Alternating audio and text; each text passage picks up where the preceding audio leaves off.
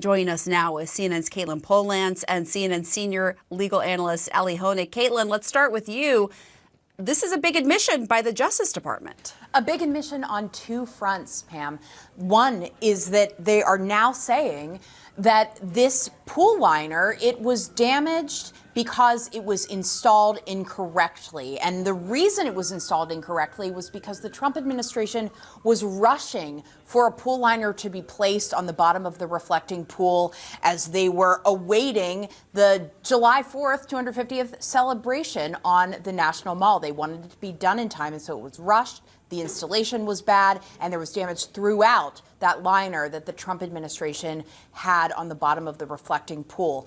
The second admission that they're making, now that was already quite a big change in posture by the administration to admit that their installation was wrong. The second thing they're doing is they are dropping a criminal case, a felony charge against David Hearn, the former Olympic canoeist. He lives up in Maryland, very close to Washington, D.C., and he had visited the National Mall. There were witnesses the Justice Department brought into the grand jury who were park police, employees of the federal government, who had said that they witnessed Hearn tearing at that reflecting pool. He had been charged with a felony because they said the damage was so significant. It amounted to more than $1,000 that he caused. Now they're entirely reversing that and saying that after the reflecting pool was drained in recent days, the Justice Department went back to look at it. They've already indicted Hearn. They already have alleged that he was the person causing this. He was a vandal. But then they went back to look at exactly what was the bottom of that pool looked like after there was water drained from it after the July 4th celebration. And Pirro's office determined it looked like there was damage throughout. They didn't realize how extensive it was, and the Department of Interior then backed them up with some more information saying the damage was the result of a botched installation and not vandalism, not Davy Hearn's fault. We got a statement from Hearn's attorney, Norm Eisen, just a few minutes ago. He says the Trump administration's case against Davy Hearn should never have been brought. Its dismissal today does not erase the abuse of government power in arresting and charging a patriotic American who did nothing wrong. The government's approach was ready, aim, fire, and the administration owes him an apology. Pamela? Ali Honig, what do you make of this development? Well, Pam, I think you could see the problems with this case right away. I wrote a piece for New York Magazine. I said on air that there were some reasons to doubt the validity of this case. I did not expect it to unravel so quickly. It's a real embarrassment, first of all, for the United States Justice Department. Let's remember, first they arrest David Hearn. They charge him initially by complaint with a misdemeanor. Then they upgrade it to a felony. They get a grand jury to indict him for that felony, and then Jeannie Pirro holds a press conference where she's pounding the podium and talking about what a serious crime this is and how justice will be done. And now it turns out they dismissed the case voluntarily. And what DOJ is saying in the statement that we've received is that, well, we didn't get the full information about the state of the pool from the Interior Department until after we charge. But that's no excuse at all. It's your job as a prosecutor to get the relevant information first. You don't charge first and then figure it out. You get the information first and then charge. So it's a true embarrassment for Jeannie Pirro. It's a true embarrassment for DOJ, and they brought it on themselves.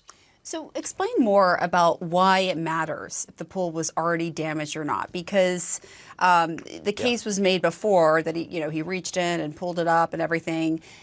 What is the relevance of the fact that now they're saying, well, this wasn't the only area where it was damaged, and so therefore we're going to drop these charges? So the actual felony charge that DOJ brought here requires prosecutors to show that the defendant caused over $1,000 worth of damage. One of the points that the defense had made is if this liner was already destroyed, then it's worthless. Then you can't cause $1,000 worth of damage. To make a rough analogy, if you already have a window that's already broken and then someone throws a rock through it, he hasn't damaged it anymore because it's already useless. So this actually doesn't even get to the point of whether David Hearn reached into the pool and ripped something up or not. Regardless, either way, they're not going to be able to show that he caused $1,000 of damage, even if he did rip it up, because now, according to the government's own admissions, the pool was already destroyed. The liner of the pool was already destroyed, and it doesn't really matter whether he reached in there and ripped it or reached in there and just touched it or did nothing at all. If you can't show the $1,000, you can't make your felony charge. But like, couldn't you just go and see that it was already an issue, that it was already destroyed? Like, you don't even, I mean, I don't know. I had been down there. It didn't look so great. A halfway decent investigation would have done just that, Pam. There obviously was a mad rush to do this case. Jeannie Pirro obviously oversold it dramatically at that press conference, and this is the consequence of that.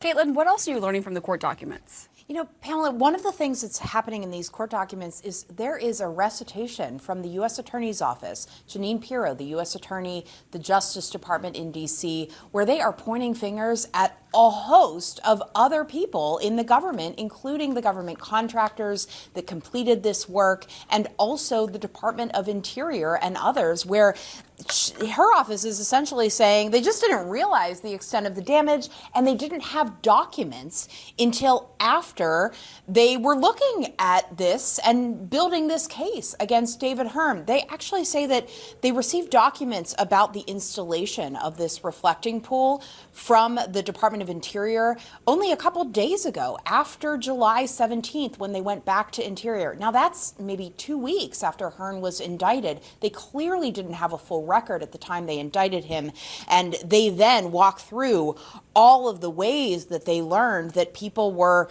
realizing there were issues with this reflecting pool liner as it was being installed throughout the month of May. One of the notes here was that some of this was noticed by a quality control inspector in late May who saw blistering in finished portions of the liner and said that it needed repairs at that time. That was well before Davy Hearn and others ever got to the mall to take a look at that liner coming up.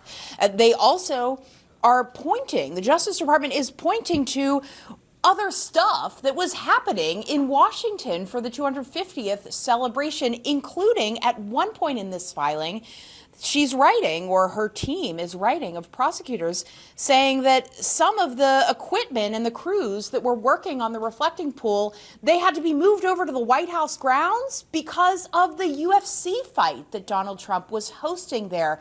I don't know if I've ever seen an autopsy of what was happening between branches of the government like this in a filing, just putting it out there, but it is a filing where the Justice Department, once they got this sort of information, would have needed to come clean because the evidence just wasn't there to prosecute Davy Hearn for felony vandalism. And Ellie, you noted this, that U.S. Attorney Jeanine Pirro came out strong when announcing the charges earlier this month with that press conference. I want to play a little bit of what she said. There was an effort, a violent effort, to rip up the sealant from the bottom of the pool. We can state and prove beyond a reasonable doubt that he caused damage, and that damage is over $1,000. Keying in on that, how do you prove that $1,000? With an expert. Is that Come to the trial. Did he have any tools, or was it just his bare hands? Right now, we believe it's his bare hands, both hands. So does that indicate in your belief that it was probably damaged before, or do you believe that he He damaged it. further, but do you believe it had already been damaged before? He damaged the pool. Before he touched it? He damaged this pool. But there have been, all these videos, obviously. Well, good. I'm glad you've got that evidence. Come on in the grand jury. You can testify. Next. Ellie, what's your reaction? Okay, this is how not to prosecute 101. First of all, do not hold a press conference for a nothing little case. Second of all, do not overstate your evidence. And third of all, to the point that Caitlin just made, do your work first. Do your investigation first. It's ridiculous now that the U.S. Attorney's Office is saying, well, it's Interior's fault. Well, it's this person's fault. Well, it's that fault. We didn't know this. They didn't tell us that. That's your job as a prosecutor. You don't charge a person with a felony, which could have locked him up. The max here would have been 10 years had he been convicted. You don't charge a person with a felony until you know what you're talking about. And if Jeannie Pirro thinks that it's somehow taking blame off her office to say, well, there's all these other things out there that we weren't told, she's wrong. She's actually putting the blame on herself because they didn't know this stuff. They didn't figure out before they indicted. That's how they should have done it. Ellie Honig, Caitlin Polance, thank you both.